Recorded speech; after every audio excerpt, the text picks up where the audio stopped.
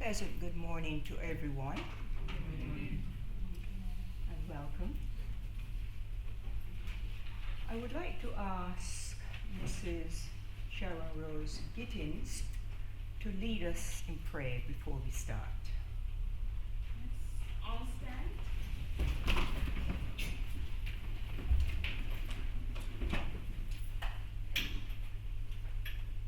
Heavenly Father, you brought us to another day that we know we have dawn on our footsteps, but we ask that you guide us through today and all our plans. We ask also, Lord, and thank you for each person who has gathered here, each organization, as we discuss and explore the issues as relates to Ni3 and the successful work that has been done. Guide our thoughts, guide the fellowships and friendships that will develop, and take us and those who are on their way, guide them here safely. And I place everything that we do in your hands. This I pray in Christ Jesus' name. Amen.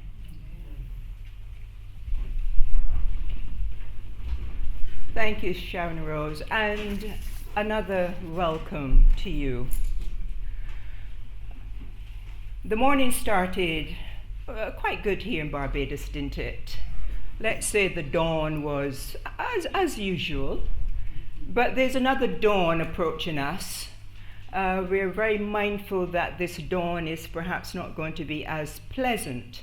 So we're very mindful of that, and depending on how the weather goes, we will make continuing and ongoing assessment. My name is Dr. Ina Trotman-Jamet. I am one of the lead researchers on this Ni3 project. It is my distinct pleasure to introduce two very important speakers to you who would bring brief salutations for this training workshop. And the first person I would like to introduce to you is Tony Broadber. Tony is the Deputy Representative in UN Women Multi-Country Office for the Caribbean, based here at UN House in Barbados. This training, the Ni3, Preventing Domestic Violence, is in collaboration with UN Women. So at this point, I would like to turn over to Tony to bring you salutations, and she will be followed by Professor Adele Jones, who is sat next to her.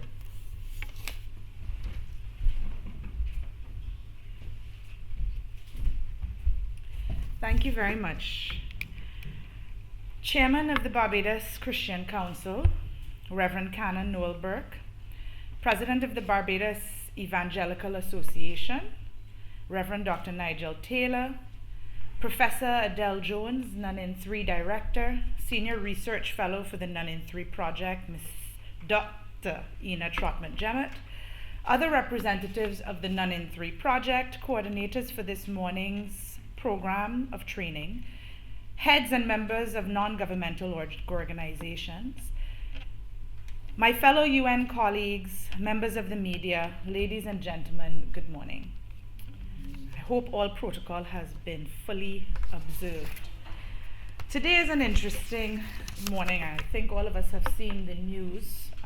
A 58-year-old woman was shot at an ATM. I understand, well, I heard this because she's the church sister of one of my good friend's mother, and I know that she's also the colleague of someone in this room as well. And it just goes to show that the work that we are doing on violence, we have to act now. Someone who has a family, who has been loved, has lost their life, and I'm sure when they find the perpetrators, we will understand a little bit more about what motivated them. But it's a pleasure to give the remarks this morning at this training, and for UN Women to collaborate on this project in particular, because what we need now are innovative strategies. We're talking a lot about the violence, and we see the violence creeping up. I remember recently a member of parliament was held at knife point at an ATM. Now someone is held at gunpoint, shot and killed. So we need these innovative strategies to build on the foundation of the work laid by many of you in this room, by government, and the intergovernmental organizations. Now this report, I'm sure many of you have seen it if you have not seen it yet, the research that has been done by the Ni3 project, it was difficult to read.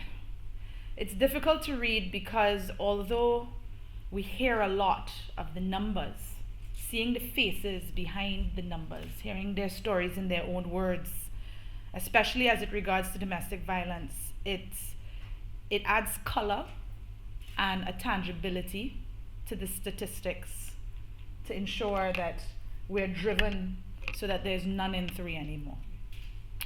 UN Women has also, for many years, done research on gender-based violence, including baseline studies of how women and men are able to access justice in cases of gender-based violence. So this difficult research is not new to us, but it is always something that resonates. And a few things stood out to me because there were 21 learnings revealed in the research. And a few stood out to me, and one was violence, and domestic violence is multi-layered and cyclical. What we see is what we do. And not only is it dysfunctional, it is a dysfunctional, unforgiving cycle, but it is comprehensive. The stories of women who were dismissed and isolated from their families and friends, from childhood into adulthood, legacies of shame, not enough of redemption, in some part because of a lack of trust in the professionals. The second point that came quite clearly to me was that violence and domestic violence is normalized. Some women and a lot of men who were interviewed, and many of the youth, didn't recognize some of the key characteristics of domestic violence, like sexual violence and economic violence. And one can only assume that that is just because people think this is how things are, and implicitly how things should be between a couple. And then finally, violence and domestic violence is about power. Power being the ability to make people do what we would have them do. And that is the definition from Eric Liu. After I read the research, I went down, sometimes you read research and then you go down a bit of a rabbit hole of other research. So I started to research a lot about power. And the exercise of power over another person in order to have them do what you would have them do, so that you can feel valued, worthy, or important. As the first lesson highlights, this unhealthy power dynamic is perpetuated against intimate partners to youth and infant children. And the multifaceted nature of violence and how it is manifested is shaped by how a person applies whatever they believe is the source of their own individual power in order to gain standing. Is it a gun? Is it a knife? Is it your physical strength? Is it your words? I'm not sure if you've seen a recent article that was going around social media last week on the reasons why Caribbean parents are not raising the next Mark Zuckerberg. It was an article done by Narissa Golden in the Jamaica Observer last week, so it was the 9th of July. And most of the comments acknowledge that we don't necessarily want another Mark Zuckerberg exactly. What we want is empowered individuals confident in their ability to use their potential to serve themselves, their families, their community, the country, and the world. Not to depend on outside sources of power to make people do what they want to do in a way that increases conflict and crime. It collated many of the things that have been said many times and that came out of the research. And it's very generally quite interesting. And we could have a 4-day session on the points that she raised, but we will not. We have another 4-day session or 2-day session on what has to happen here. But when thinking about the efforts to end violence against women, children, violence between men, and reading the Ni3 project research, 2 reasons from the article about why Caribbean parents aren't raising the next Zuckerberg stood out to me. One, they do, and this was her number 8, they do what they see us do. Children are more likely to copy you, good or bad. Let them see you do something new and stretch yourself in new areas of life. And although the article author was speaking towards consumption and the lack of learning and growth, clearly they see what we do when it comes to how we communicate with one another in our homes. And then her number 9 point was the blame game. They see us complain about what everyone else is not doing rather than solving problems. And I think that it is a testament to you that you are here in this room because you are not complaining, you are here to solve problems. It seems that the two are intertwined though. We play the blame game, which is what we do, and they see us do what we do. We perpetrate and play the blame game with intimate partner violence. Competing victimhoods is what Roberta Clark, who is a former representative of the multi-country office, calls it. She made him do it, he deserved it, she deserved it. Underpinning this is a fundamental lack of empathy. It doesn't matter what anybody else does. You are responsible for your actions, full stop. Instead, we should be understanding and addressing the root causes while curbing unhealthy behavioral patterns.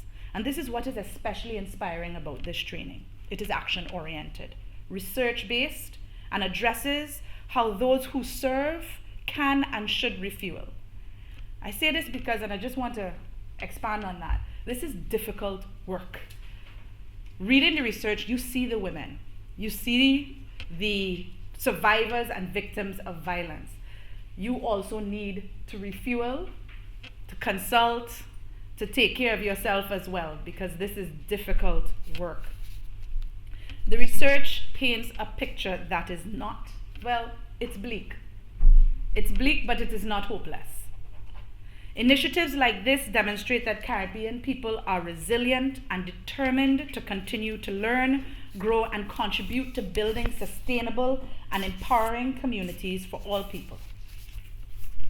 So I really would like to congratulate the Ni3 project for all of the work done thus far and all the work that we see that is coming. Just a little about UN Women's work on social mobilization to end gender-based violence in the Eastern Caribbean. It's generally aimed at supporting strategies and approaches at the national and community level which challenge social behaviors and perceptions that perpetuate the root causes of gender-based discrimination, and which reinforce unequal relations of power between women and men. This work will be carried out in partnership with national and community-based partners, and even our interaction in this particular project is part of our social mobilization work. And we've worked quite closely with other UN agencies such as UNICEF to ensure complementarity of support to member states in addressing domestic violence. In particular, our work focuses on community-based and nationally based dialogue on the root causes of gender-based violence, including the concepts of masculinity, which facilitates shifts in values, beliefs, behaviors, and practices, recognizing GBV as unacceptable. Sexual violence is a form of domestic violence, and it is unacceptable. This discourse supported targets young women, men, adult women, and men and local organizations. Community-led efforts which aim at building a critical mass of individuals and groups engaged in activism against gender-based violence. This includes building the capacity of community support networks, and this is a critical element of power. There is power in numbers and voices. And if more of us stand up to say that this is unacceptable, the more we're going to see this ripple effect throughout our society. We work on building women and girls' social assets and safety nets through the provision of girl and women-only spaces that provide social support and skills training to raise self-esteem and help cope with crisis. And throughout the research, and I'm sure what will come out, is to see how this kind of violence eats away at a person's sense of self and how that can lead to the cycle being perpetuated. Social advocacy, which develops momentum at national and community level for the adoption and revision of key pieces of legislation we supported with the Barbados reform of the Domestic Violence Act as well, and increasing public education and awareness. But we don't exist in a vacuum. As per Marcus Garvey, a people without the knowledge of their past history, origin, and culture is like a tree without roots. We are the products of history. We don't have to be bound to it. These stories don't have to be the only stories that we tell of ourselves. But acknowledgement of this will help us untie the dysfunction that binds us and enhance the strengths that we have cultivated. So thank you again to the Ni3 team, and thank you all for being here. I am sure the next few days, I'm hoping Tropical Storm Don leaves us alone so that you have a fruitful and really productive 3 days. Thank you.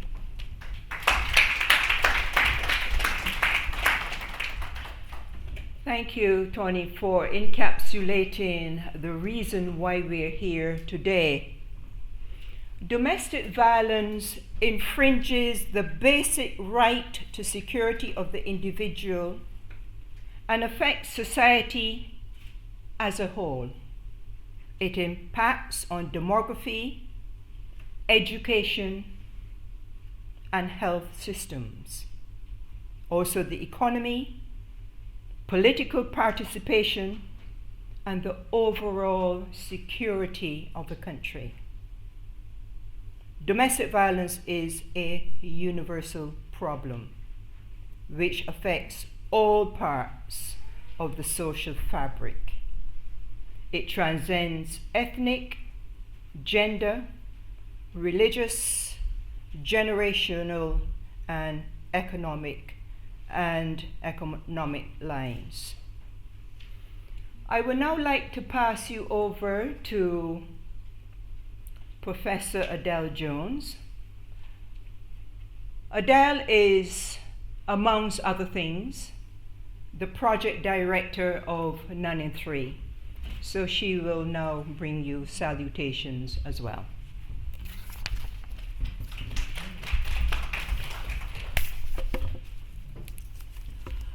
All protocols having been observed, good morning, ladies and gentlemen.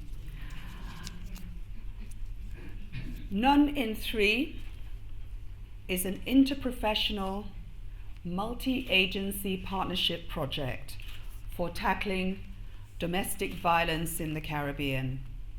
It takes its name from the global statistic that 1 in 3 women and girls will face physical or sexual violence in their lifetime.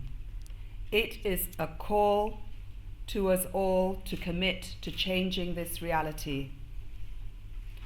Funded by the European Union under its human rights programme, Ni3 is a 2-year project led by the University of Huddersfield in the UK, which has a long partnership with the University of the West Indies and has worked with agencies, governments, and international development agencies such as UNICEF in the Caribbean for over 15 years. It is also a collaboration with the Sweetwater Foundation in Grenada, with civil society organizations, and with government departments in Barbados and Grenada, the 2 countries in which Ni3 is being rolled out. Ni3 builds on. Crucially, it does not seek to replicate. Crucially, it does not duplicate.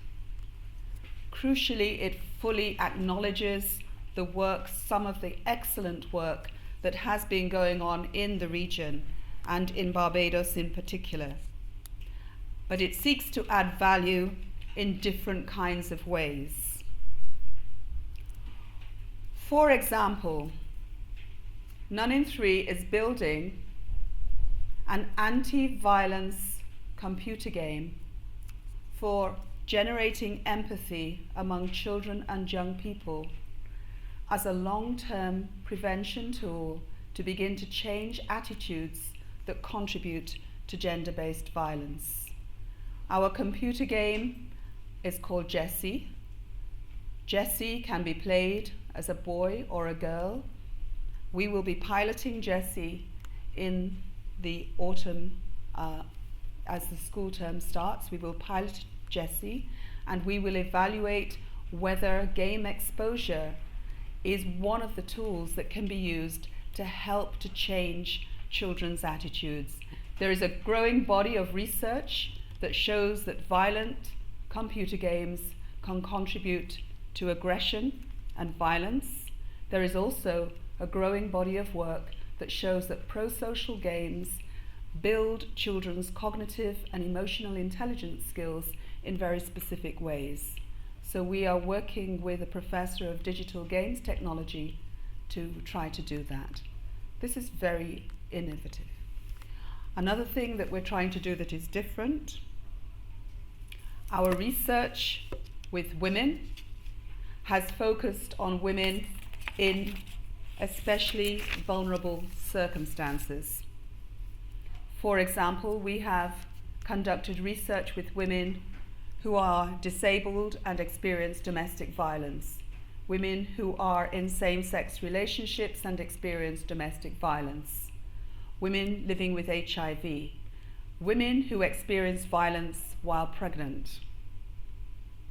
For example, we are also working with men and youth to better understand their views on the causes of violence and possible solutions, and also, very importantly, to consider the needs of male victims and the ways in which they are marginalized, not only by the systems that are set up to protect and support people who need access to justice, but also by each other. We have crucially undertaken the first survey in the region on children's experiences of domestic violence. This is not the research that Tony has talked to. This research has yet to be published. It will be published within the next 2 weeks. It is a survey of over 1,400 children and young people that uses very robust methods to assess children's exposure to violence. It tells us what Tony has just told us.